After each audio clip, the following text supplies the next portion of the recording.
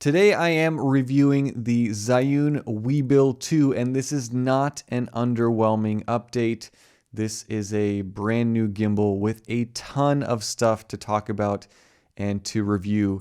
And Zhiyun has sponsored this video, which is great because they sent me this gimbal prior to its release, so I've had the last couple of weeks to play around with it, and they haven't told me what to do with it besides make a video about it. So let's jump in and make the video. The Weebill 2 comes in this great case. I should say that if you buy it as a bundle, it comes with this case, but you could buy the gimbal itself. This zippered case is compact, spacious, well thought out, made of nice feeling materials, and has plenty of storage opportunities for the loads of accessories that come with this gimbal and the other accessories that you can also buy to add to it. Anyway, inside of this nice case, there are a ton of things. You get a bunch of cables. I think I counted 14 of them. There are little bits and pieces of hardware as well as some tools for you to attach your camera and accessories to this gimbal. There is a mini tripod and an additional grip handle. My gimbal also came with the AI image transmitter,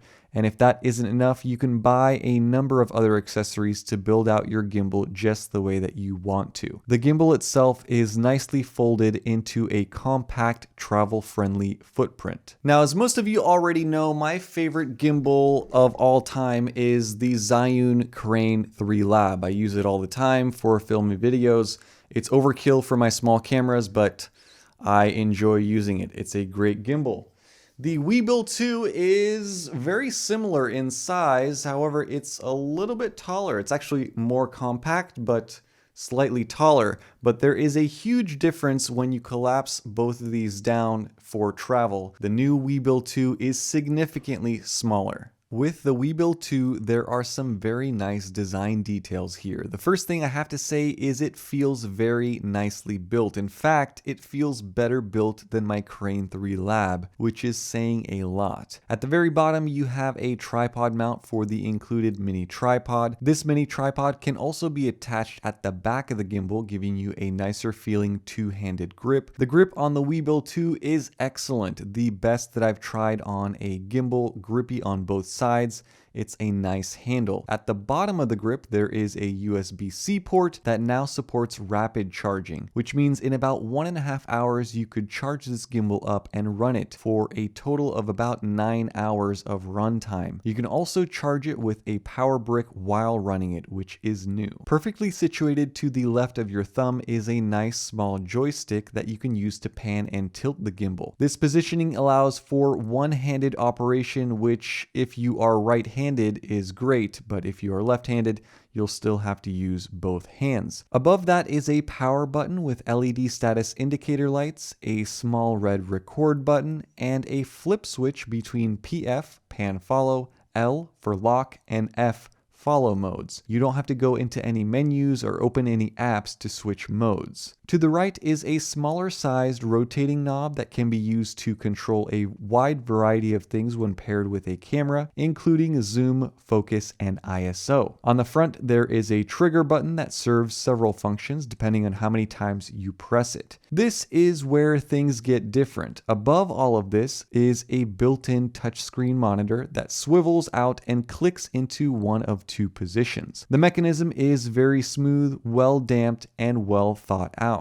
The touchscreen itself is a little under 3 inches, 2.88 to be exact. It is full color and very responsive. I didn't have any issues with scrolling through menus and adjusting settings. Everything is designed in a way to ensure the touchscreen stays out of the way of the gimbal's arms. Above the monitor is the pan axis motor, which is labeled. It has a little lock and unlock switch, which is great for traveling and for balancing your camera on this gimbal. There is a large lever lock here with adjustments for balancing. The next motor is also labeled for the roll axis. This one also has a lock and unlock switch. However, there are no adjustments here. Finally, at the top is the third motor, also labeled the tilt axis motor, and it features a lock and unlock switch. Attached to this motor, there are some brackets for adjusting for different size cameras and for balancing. There are 3 USB-C ports here as well. Once you mount your A6100 to this gimbal, this is what it looks like. I also added this additional grip handle on the rear of the gimbal, which is nice because it is very grippy, and it also locks into place so you don't have to worry about it rotating or loosening as you are using the gimbal. The overall design of the gimbal is sleek, black with gunmetal and silver elements, a little bit of branding, but overall clean. It is a good looking gimbal, and beyond that, it feels refined and well built and ergonomic. But the updates are not only skin deep. The Weebill 2 has a brand new smart sensor and a new algorithm that is supposed to be much better at correcting for micro jitters.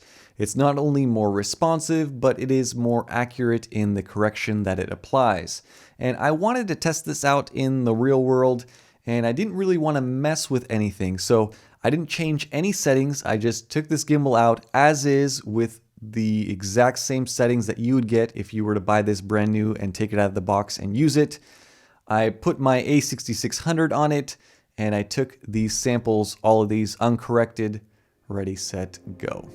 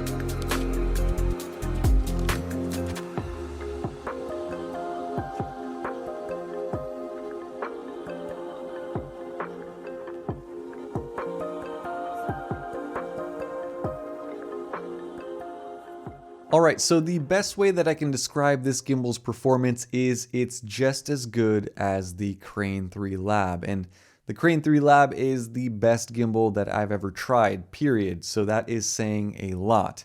Now when it comes to gimbals and it comes to just smooth shots in general using a gimbal, there are two things that make your shots kind of look not as good as they potentially could. The first is when you're walking, when you see that kind of up and down motion, that can be corrected by perfecting the ninja walk, or kind of rolling from your heel to your toe, which I'm not good at, but I'm getting better over time. And the second thing is when you see kind of those quick changes left to right. Most gimbals straight out of the box are a little bit too sensitive when it comes to panning left and right, at least in pan follow mode. And so what I have done with the Crane 3 Lab that I use all the time is I've decreased the sensitivity on that so that if I make more abrupt changes left to right with my wrist, it doesn't necessarily throw off the shot and try to adjust for that. And also I've slowed down the speed of the motor at which it pans essentially. So I've slowed down the panning motion when I do actually want to turn. And that typically makes your shots look a ton smoother because they're not as shaky left to right. And then when you do pan, it takes a little bit more effort.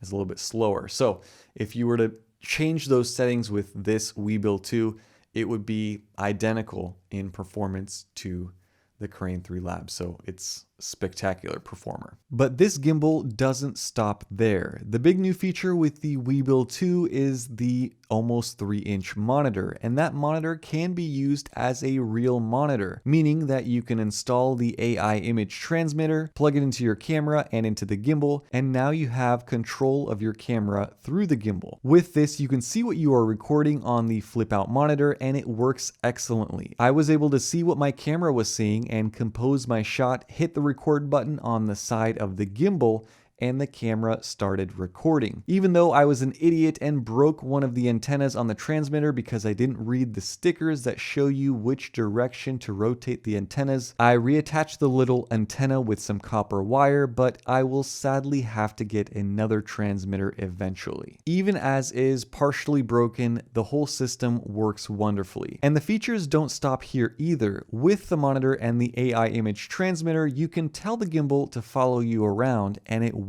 You can set the gimbal down, press the trigger button once, and it will follow you around and record you anywhere that you go. And the tracking is pretty good. It's not perfect. I'm guessing it's going to get a lot better in the future. And you could take this even further because you can use this gimbal with Zhiyun's Master Eye visual controller, which combines a monitor, image transmitter, and a control system into one, and you can control this gimbal remotely. But all of this obviously comes at a price. The gimbal itself is at launch $549. If you want the nice case and extra grip handle, add $100. If you want the video transmitter as well as the focus and zoom control motor, that will be $899 total. And if you want everything including the Master Eye visual controller, you can drop $1,099 on the entire setup. If you guys are interested in checking out the different packages and the specs and what comes in each of the packages, then I will post links down in the description below, so definitely check those out. As of the date of this video, this gimbal is now available in the US. I'm not sure when it's going to hit other markets. Maybe it's at the same time, maybe not. But it is a very solidly built little gimbal, and I think that a lot of people that have the original Weebill and people who have the Weebill S are going to be upgrading. I would say as far as negatives, I noticed two in the last couple of weeks that I've been reviewing and testing. The first is that this bracket, the actual mounting bracket that goes on the camera, is not my favorite style, just because if you have a larger lens like I'm using right here, you have to have this little kind of step.